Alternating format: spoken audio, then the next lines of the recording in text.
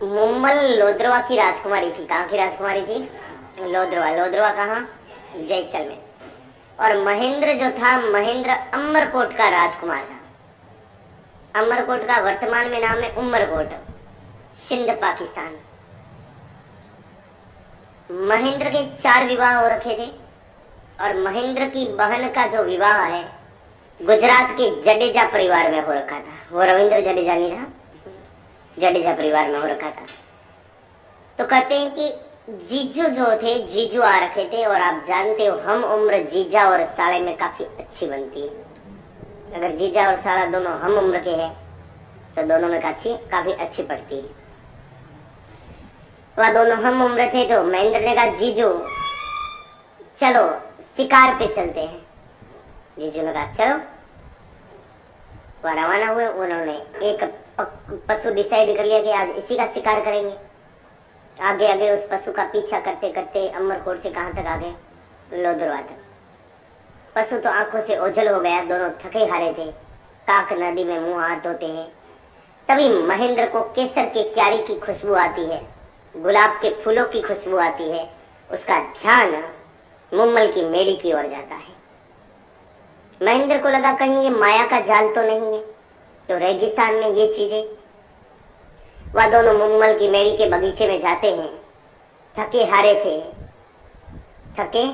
थे तो दोनों पेड़ के नीचे सोते हैं और दोनों को नींद आ जाती है। मुम्मल मेड़ी से दोनों अजनबियों को देखती है तो उसे लगा कोई राह भटके हुए राहगीर है। तो उसने अपनी बहन सुमल को कहा इन दोनों के भोजन की व्यवस्था करो। वह दोनों को भोजन कराया जाता है। ये बुचकारा कौन करे? इसको पालन कर रही हो? करो दोसा है ना। दादी ने नानी ने कहानियां सुनाती, बातें सुनाती थी, नहीं बोलती क्यों? करो दो, नहीं देता के सुनाओ ही कौन है?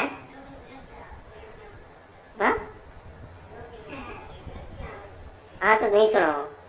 वो करो चाहिए होते थे बुजुर्गों को। आज भी बुजुर्गों के पास बैठ जाना, अगर आप हाँ नहीं करोगे तो वो बोर होके चल निकलेंगे। फिर मुस्कुराना शुरू कर दिया।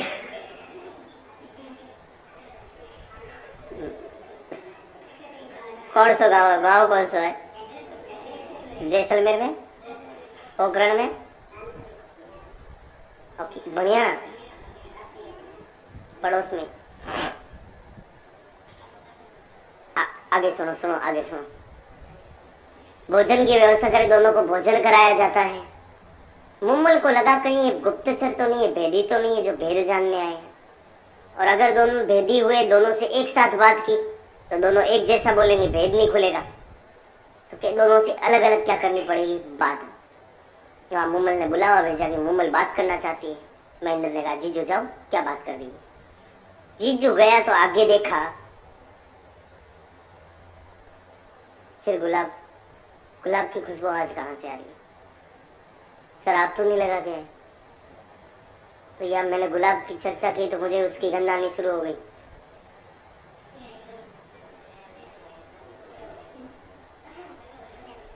लगा रखा है ना।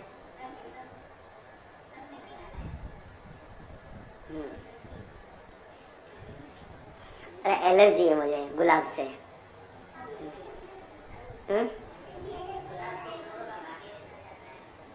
तो इसीलिए तो एलर्जी है। हाँ सुनो। वह महेंद्र का जीजू जाता है मुम्मल से बात करने, लेकिन उसने देखा कि मुम्मल के महल की रक्षा बाघ कर रहा है, अजगर कर रहा है। बेचारा डर के वापस आ गया। अब महेंद्र को ऐसे थोड़ी ना बोले कि मैं डर के आया हूँ। महेंद्र को बोला महेंद्र नहीं तू जा। महेंद्र गया तो महेंद्र के सामने भी वही सारी चुनौतियां, बाघ अजगर। महेंद्र वीर योद्धा था, तलवार निकाली, बाघ पर हमला किया। बाघ जो था वो तो मोम के पुतले का बना था, ढेर हो गया। महेंद्र ने कहा है डराने के लिए रखा है, तलवार म्यान में। वह दोनों बातचीत शुरू करते हैं। दोनों को ही पता नहीं चलता कब शाम से सुबह हो जाती है। महेंद्र और मुम्मल बातचीत करना प्रारंभ कर रहे हैं और दोनों को ही पता नहीं चला कब शाम से क्या हो गई सुबह। बेटा शुरू में ऐसा ही होता है, शाम से सीधी क्या होती है? सुबह ही होती है। वो तो बाद में पता चलता है कि शाम कब और सुबह कब होता? क्या? तबला बाज। शुरू शुरू में बातें ज्यादा होती है ना, तो वाली बात, फिर बातें खत्म हो जाती है इंसानों की।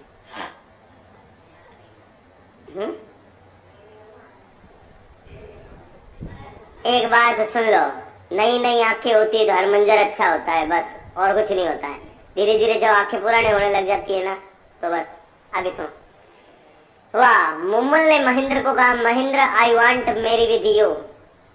महेंद्र ने कहा, नो नेवर, इम्पॉसिबल, हो ही नहीं सकता ये, मेरे 4 विवाह तो पहले हो रखे। मुम्मल ने कहा, सोच ले, जाने ही नहीं दूंगी। फिर मुम्मल ने कहा, एक शर्त पर मैं जाने दूंगी, रोज अगर तुम मुझसे मिलने आओ, प्रॉमिस करो। महेंद्र ने कहा, प्रॉमिस, डन, मैं रोज मिलने आऊंगा। वह महेंद्र यहाँ से गया। महेंद्र ने कहा, रानी, अगर मैं ऐसे ही रोज आया तो रानियों को तो शक हो जाएगा, तो रानियां जब सो जाएगी तब मैं आऊंगा, और जगने से पहले वापस अमरकोट। वो सीधा रेपारी समुदाय के पास गया और कहा, ऐसा कोई ऊंट है क्या जो मुझे चांद निकलने तक लोदरवा पहुंचा दे और सूर्योदय होने से पहले अमरकोट। उसे तेज तरार ऊंट मिलता है, चीतल। रोज का सिलसिला शुरू, चांद निकलने तक लोदरवा और सूर्योदय होने से पहले अमरकोट। 6 महीने कंटिन्यू डेली महेंद्र आया, एक दिन भी अवकाश नहीं बीच में। आजकल के लड़के 6 दिन जाएंगे, 7वें दिन बोलेंगे आने जाने में किराया बहुत है। वास्तविकता है। वह रानियों को शक हो गया था महेंद्र पर, और रानियों ने उस चीतल के पैर कटवा दिए। ऊंट के क्या कटवा दिए? पैर। अब ऊंट चलने में असमर्थ। वापस जैसे ही महेंद्र को पता चला, भागा भागा रेबारी समुदाय के पास गया कि ऐसा कोई ऊंट है क्या जो चांद निकलने तक लोदरवा पहुंचा दे और सूर्योदय होने से पहले अमर। दिया तो था कि वो तो मर गया। कि इस बार ऊंट नहीं है, ऊंट नहीं है, लेकिन ये ऊंटनी अपनी मदमस्त चाल में चलेगी, धीरे धीरे तय समय पे तुम्हें पहुंचा जरूर देगी, लेकिन भूल से भी इस पर कोड़ा मत चलाना, वरना ये तुझे रेगिस्तान में घुमा देगी। महेंद्र ने कहा, अपन को तो पहुंचना है, अपन को तो क्या करना है, पहुंचना है।